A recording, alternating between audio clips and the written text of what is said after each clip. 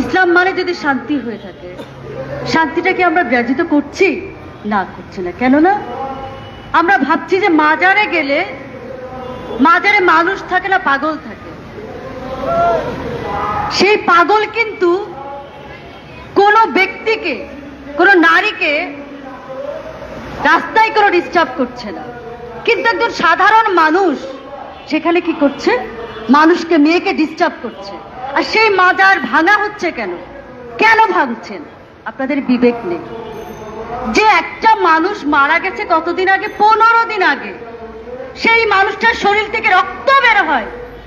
মনে হচ্ছে ভিডিওটাতে দেখে, যখন তার মুখে আঘাত করা হচ্ছে, মনে হচ্ছে মুখটা সরিয়ে নিচ্ছে। তখনও কি আপনাদের বিবেক জাগেনি? কেন জাগলো না? আমি বাংলাদেশ সরকারের কাছে নই, সারা বাংলাদেশের যারা মাজার প্রেমিক আছে তাদের কাছে বলতে চাই একটাই অনুরোধ, আমরা যেন আর বসে না থাকি।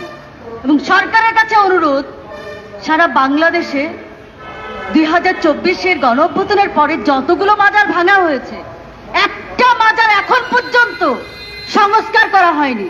কেন হলো না?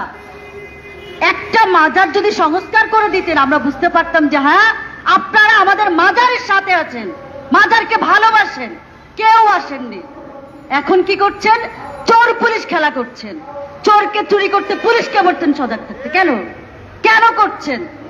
আমাদের একটাই দাবি, সারা বাংলাদেশের যত মাজার প্রেমিক আছে এবং যতগুলো মাজার ভাঙা হয়েছে, প্রত্যেকটা মাজারের আগামী নির্বাচনের আগে ডিসেম্বরের মধ্যে সারা বাংলাদেশে প্রায় মনে হয় 200-র কাছাকাছি মাজার ভাঙা।